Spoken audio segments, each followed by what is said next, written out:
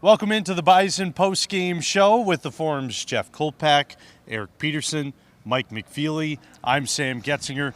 North Dakota State takes the win over Northern Iowa 42-19 inside of the Fargodome in a game that really started from the opening kickoff, 100 yards by TK Marshall. I thought he was going to down it, although we asked him after the game, and he said he just had to make sure, I think everybody had their assignments or something. I took that as being a little hesitant. But then he takes it back, goes down the sideline, and there's a flag on the carpet, and everybody sort of expected it to come back. They wave it off, and also touchdown. And that's the way Northern Iowa season's gone this year. It really has. It's weird, the energy in the building, of course, all the excitement, and then it dropped down and then back again.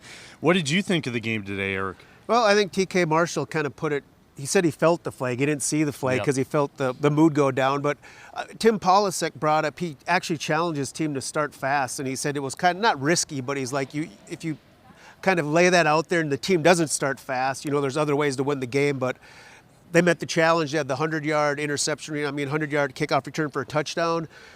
74 yards, 94 yards, and 80 yard scoring drives on their first three drives. So they came out really efficient, and it was 28-3 at halftime. The game, for all intents and purposes, was over then. Mike, they made a little bit of a run in the second half, did the Panthers. Before you ask me the question, okay, I want to get this out of the way. Yeah. I asked TK Marshall about it in the postgame press conference, but he cut off those beautiful locks. He had did. long, flowing, beautiful hair like in dreadlocks. I'm living with this right here, and he's cutting off a foot of hair. You know what? You're going to be sad to hear that Sam what Young world? got a haircut too. What? Yeah, he chopped that all off. If Kubitz gets a haircut, it's over. Stop and covering this Well, team. TK Marshall did say that he needed to give him more I aerodynamic don't and care. speed I for the don't 100-yard care. kickoff return. You don't cut off hair like that. Anyway, what was your question? Back to my Sorry. original question. You and I had a little bit of a push in the third quarter, but North Dakota State seemed to shut it down and end the game on a high note. Yeah, Northern Iowa played hard. They were getting a little bit chippy in the second half, which it's a season of frustration for Mark Farley's club. But, this is a shell of what Northern Iowa used to be, man. I know you weren't around here, Sam, back in those glory days, but this place would have been packed to the rafters. It would have been buzzing like it was a couple weeks ago against the Jackrabbits. And just the Panthers just don't quite have those horses anymore to match up with North Dakota State. And so the result is whatever it was, 42 to whatever. 19, yep. And to your point, I think where it showed up the most was on the defense. Northern Iowa would bring in front sevens with just guys who went to the NFL, linebackers who could shut down runs, pass rushers. Today, Cam Miller stood back there, it seemed, for 10 seconds every time he dropped back. And it wasn't only he was back there, the pocket was so clean, I don't think he had to move his feet in the pocket all day. Yeah, he called it the best pass blocking he's had in his 5 years here, which I think says something again about the Northern Iowa defensive line. Just put no pressure. He got all day and all night, and he could sit here tomorrow and still be there. Right. He now broke the record in this game for most passing attempts without an interception, and I think that's really impressive. And he had some tricky passes to Bryce Lance, Braylon Henderson, spreading it all around, and went for big gains and touchdowns. Well, I think we need to give props to Bryce Lance this season. I think he's putting in the best season as a receiver, and it could end up being one of the best seasons in the history of this program, really, as a receiver. But he's just developed into this guy who's a deep threat. He actually dropped a ball, but it was surprised. It was a little behind him, but it was like, wow, he didn't bring that in.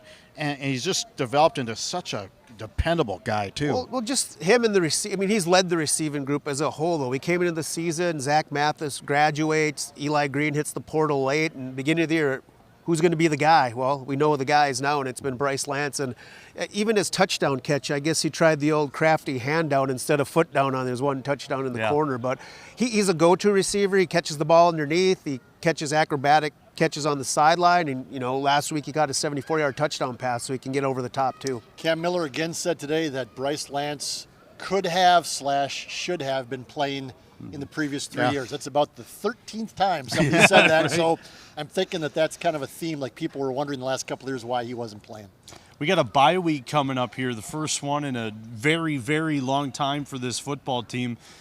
How big is that for North Dakota State? I was thinking we should take the week off. We should, yeah. Izzo wants to work, so I guess we're having a presser.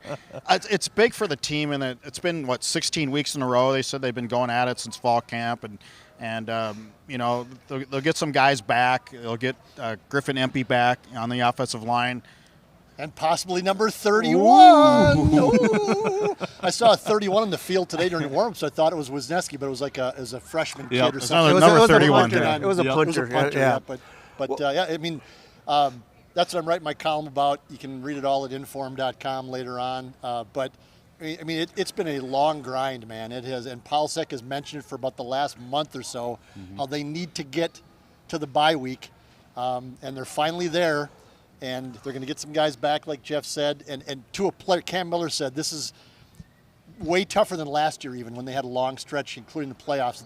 They need to get to the bye week, put up their feet, get healthy, and kind of reset mentally for the last 2 games. Go ahead, Eric. Well, I was going to say it sets up well too, because first place in the conference is going to be on the line with Missouri State, so you get 2 weeks to prepare for that. And if NDSU is a top 8 seed, which we think they will be, then you get a bye week to start the playoffs. And with Cam Miller, we haven't seen much ill effects on his ankle yet, but I'm guessing an extra week off on that ankle probably could help him moving forward as well. I thought the head coach looked tired in postgame. Did he look tired to you? He said he didn't look. He said he's not tired. He looked tired, yeah. And the players looked a little. There's no this rah. They were just sort of. I need to sleep. Right. It's kind of the way they looked. Don't blame them at all. So and it's as important as a 2-game stretch as we've seen all year. We thought it might be that gauntlet with UND and SDSU. No, that's a good point. 2 and 3 weeks, but now Missouri State, the only other undefeated team in the league, and then at USD, which took SDSU to overtime, and that's on the road. So I mean, NDSU, I guess, November to remember. I guess we'll find out in a couple weeks, and then the chance to be a top 2 seed still out there for NDSU as well. So bye next week, and then Mo State is here in the Fargodome the week after. You guys got any final thoughts on the game today? I have one thing more I want to say. Yes. All of you viewing this, if you live in the city of Fargo and you haven't voted yet, go to the polls and vote yes for this Fargodome renovation. This has been a great building for Fargo for 30-some years now. It needs an upgrade. It needs a refresh. It's going to cost you like 2 pennies a year to get a bunch of money to get this thing refitted, renovated, get some wider concourses, more bathrooms, all the stuff that this place needs. Vote yes. And I will make this pledge. Well, it's only because Kolpack wants to see a 98-year-old Mick Jagger playing in here someday. Give me your $100 receipt. I will pay your quarter. Any $100 receipt, I will pay the quarter. Wow. That is, you heard it here first. Whoa. I need to see the receipt. I got to do the math in my head here quick. There may be some hoops to jump through. Are there going to be some disclaimers? Like, wait, an unlimited amount of $100 receipts? No, one per cup. Clarify, 1 per person, Kolpack. There we 1 go. per person. Heard it here first. So go ahead and do that. Vote yes. Couldn't echo Vote it yes. more. Couldn't echo it Come more. on, let's have some civic pride here, man. This is a great building. Let's get this thing done. Okay, Mr. Moorhead. 42-19 inside of this great building. We'll not be here next week, but we'll see you back here for the Mo State game. For Mike McFeely, Eric Peterson, and Jeff Kolpack, I'm Sam Goetzinger. This has been the Bison Postgame Show.